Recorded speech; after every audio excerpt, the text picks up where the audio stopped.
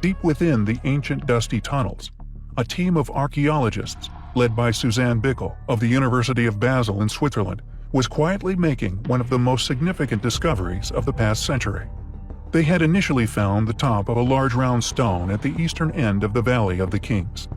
The archaeologists suspected that it was just the top of an abandoned shaft, but before they could investigate, due to Egypt's political process regarding finds within the valley, they had to cover the stone rim with their own locked iron door, inform the Egyptian authorities, and apply for an official permit to excavate. A year later, after gaining approval to excavate, Bickel returned with a team of 24 people, including Field Director Elena Paula Goth of the University of Basel, Egyptian Inspector Ali Rita, and local workmen. Each took turns lying on the ground, head pressed against the shaft wall, one arm through a small hole next to the capstone, snapping photographs. They left little doubt that it was indeed an ancient tomb. On top of the debris rested a dusty black coffin, carved from sycamore wood and decorated with large yellow hieroglyphs on its sides and top. Bickel has stated that she has never seen an Egyptian coffin in such a good condition before. The dating of fragments of pottery made from Nile silt and pieces of plaster, commonly used to seal tomb entrances in ancient times, together with the age of the other nearby sites, had indicated that the tomb could be more than 3,000 years old. The hieroglyphs describe the tomb's occupant as being named Nehemes Bastet. Egyptologists currently believe she was a lady of the upper class and of Amun. People have been claiming there was nothing new left to find in the Valley of the Kings for almost as long as they have been digging there.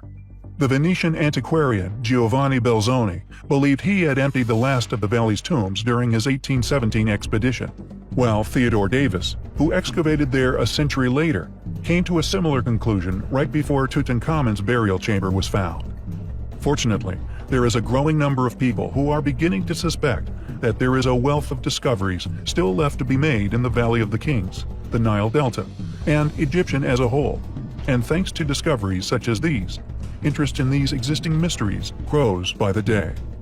It is interesting to see that in this period, even a wealthy girl was buried with quite simple things, Bickel says, comparing Nehemes Bastet's coffin and stele with the elaborate pottery, furniture, and food found in earlier tombs.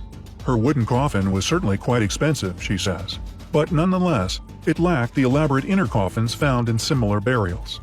Is this the burial chamber of an extremely ancient queen? After reinforcing the coffin and securing the mummy, Bickel's team have transported across the Nile to Luxor, where a full investigation is currently being undertaken into the true identity of the mystery female. With substantial insight into the controversial finds within ancient Egypt, we personally suspect that often the tombs, which appear the most crudely designed, containing wooden sarcophagus, are generally found to be the most ancient. Furthermore, their hieroglyphic writings were often far more exquisite in nature. Could this be the discovery of an original burial, and the crude hieroglyphic claim of the occupant's identity a fake, hiding the Delta's true antiquity? A secret many fringe scientists have begun to believe is being protected by Egyptian antiquities.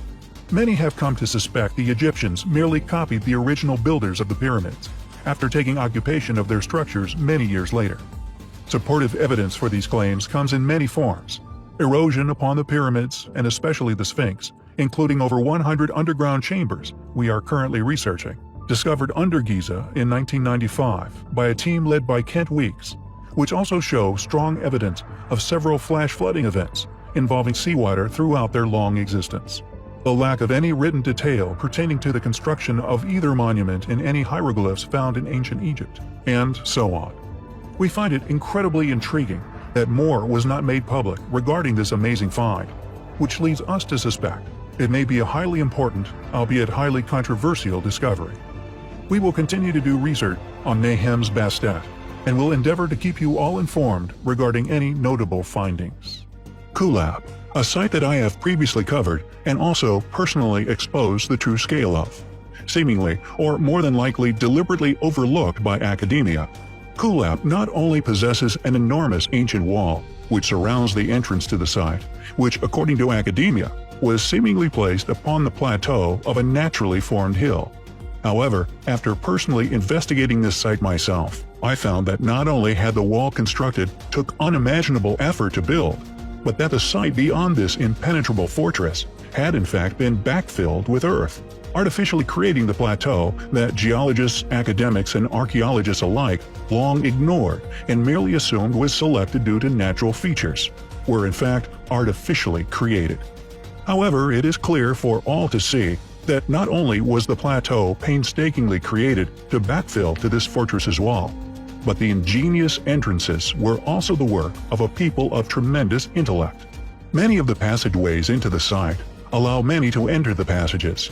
However, as the invaders made their way along these elevations to penetrate the fortress itself, not only were they wide open to arrow fire from above from both sides, but also by design, the passageways slowly narrowed to a point where only one person at a time could actually enter the site.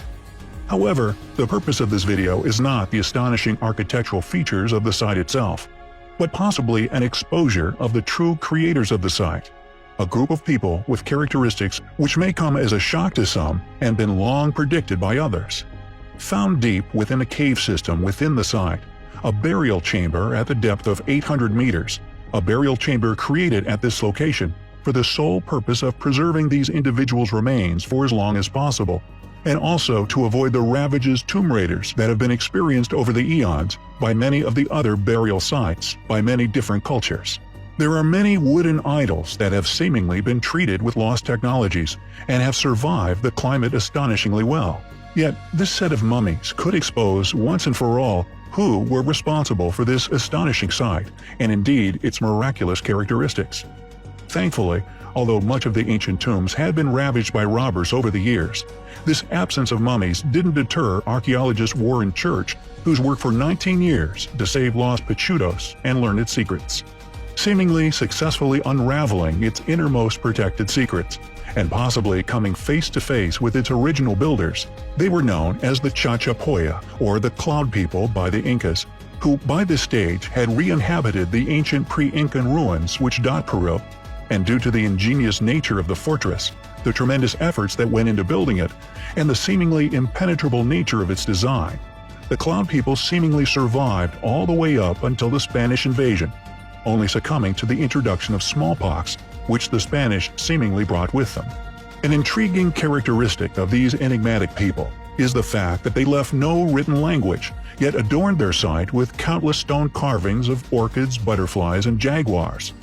According to Warren Church, for more than 500 years, the Chachapoya cut farm terraces and villages into these steep slopes. This burial chamber, found deep within the site, shows that not only did they display great respect for their dead, but that they were of European origin, white-skinned and blonde-haired, with Church apparently stating that the mummies are of the most beautiful past people he has ever witnessed.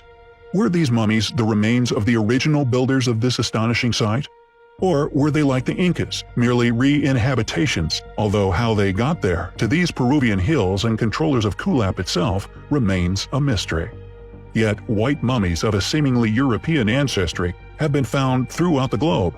Does this suggest that the ruling force we so often postulate once existed?